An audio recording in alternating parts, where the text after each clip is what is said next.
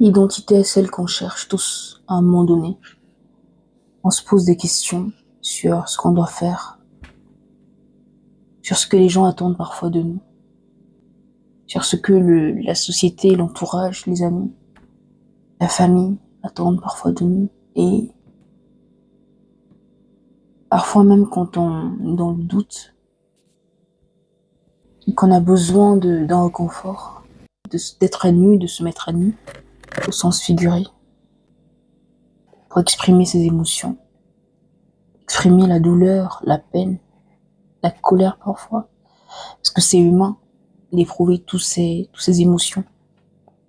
On a besoin souvent de se mettre à nu auprès des gens pour être mieux compris, pour avoir du réconfort. Mais on n'arrive pas toujours à le faire parce qu'on se demande comment la personne en face va nous voir. Est-ce que l'image qu'on se force à donner va être brisée? Comment est-ce que la personne va nous voir après ça? Se mettre à nu fait parfois peur. Dévoiler ses émotions, dévoiler ses intentions fait parfois peur. Mais est-ce que c'est pas ça le sens finalement de l'amour ou de l'amitié? Je veux dire, quand on est ami avec des gens, on n'est pas censé se dévoiler. Parler de soi, de ce qui nous angoisse, de nos peurs, de nos frustrations et de la colère qui nous envahit. Pourquoi devrait-on s'inquiéter de savoir ce que l'autre pourrait penser après ça?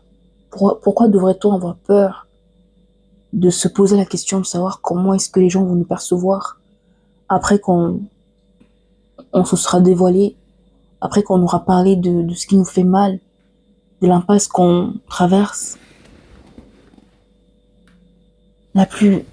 L'une des plus grandes douleurs est de ne pas pouvoir se mettre complètement à nu et de pouvoir pleurer à chaudes larmes dans les bras d'une personne. Parce que la plupart du temps, les gens n'ont pas forcément besoin de quelqu'un qui soit tout le temps en train d'exprimer la profondeur de ses émotions négatives. Les gens ont souvent besoin de joie autour d'eux, des personnes positives. Et lorsque vous devenez une personne qui exprime trop ce sentiment négatif, ça devient problématique. Et là, à ce moment où vous vous demandez quel est réellement le sens de l'amitié, quel est réellement le sens des mots que les gens ont tendance à vous dire. Ne t'inquiète pas, si tu as besoin, je suis là. Si tu as envie de parler, je suis là. Si tu as besoin de quoi que ce soit, je suis là. Mais au moment même où la personne a besoin que ces mots rentrent en action, il n'y a plus personne. Et on se demande vraiment si les gens pensent encore réellement ce qu'ils disent, ou c'est simplement un automatisme qu'ils mettent en route pour maintenir leur visage, pour maintenir la face qu'ils s'efforcent de présenter au monde. Parfois, on est juste fatigué. On a juste envie de se dévoiler, juste envie de se laisser aller,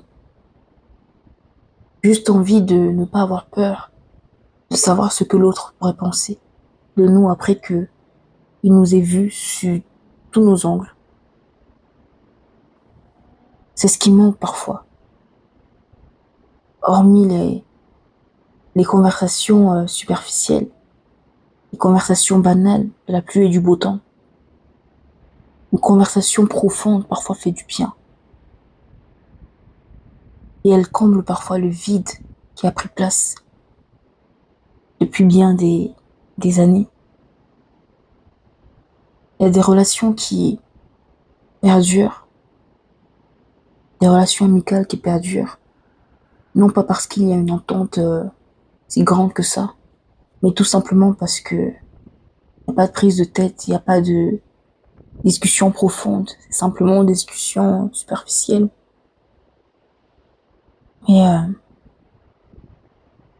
quand vient le moment de doute, le moment de peur et ce moment où on a tellement envie de se remettre entre les bras, de se laisser porter dans les bras d'une personne, Mais on ne trouve pas de mots, on ne trouve pas le courage de se dévoiler sous tous les angles. On ne trouve pas le courage de parler de ce qui nous hante, de ce qui nous fait peur, de ce qui nous fait perdre notre sommeil. Parce qu'on a peur de paraître, on a peur de paraître trop négatif pour l'autre, peur de paraître trop pessimiste pour l'autre. Parce qu'on se dit que les autres attendent toujours de nous que qu'on soit sous notre meilleur jour, qu'on soit de bonne humeur, qu'on soit positif, et qu'on s'attend toujours à ce que tout aille bien. Bien ça, c'est pas la vraie vie, ça. Les choses ne vont pas toujours bien.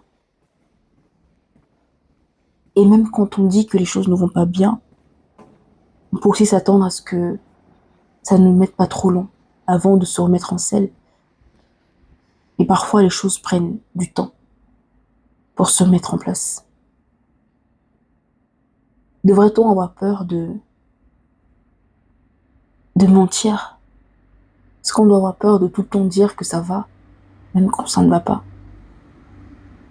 Juste pour ne pas faire fuir les gens qui pourraient penser qu'on est trop négatif et pessimiste. Finalement, c'est quoi la vraie vie? Finalement, c'est quoi l'amitié? C'est quoi avoir des relations? C'est quoi entretenir des relations de nos jours?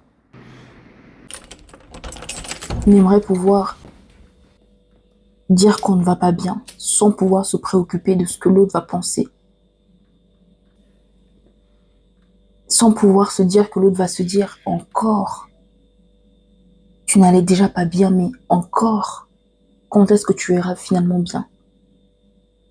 Tu te trouves trop négative. Tu devrais prendre sur toi.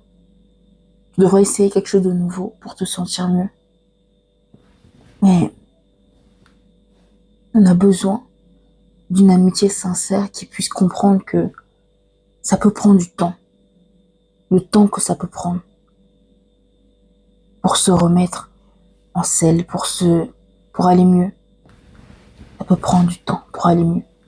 Et ce temps n'est pas nécessairement le même que pour certaines personnes. Il y a des gens pour qui ça nécessite le double, une double portion de ce temps, voire le triple. Est-ce que ça veut pour autant dire que ces personnes sont pessimistes? Que ces personnes broient tout du noir? Je ne pense pas. Je pense tout simplement qu'on doit accueillir les gens qu'on dit vraiment aimer à bras ouverts, peu importe la situation qu'ils traversent, et ne pas se demander quand est-ce qu'ils iront enfin mieux, parce que parfois eux-mêmes n'ont pas la réponse à cette question.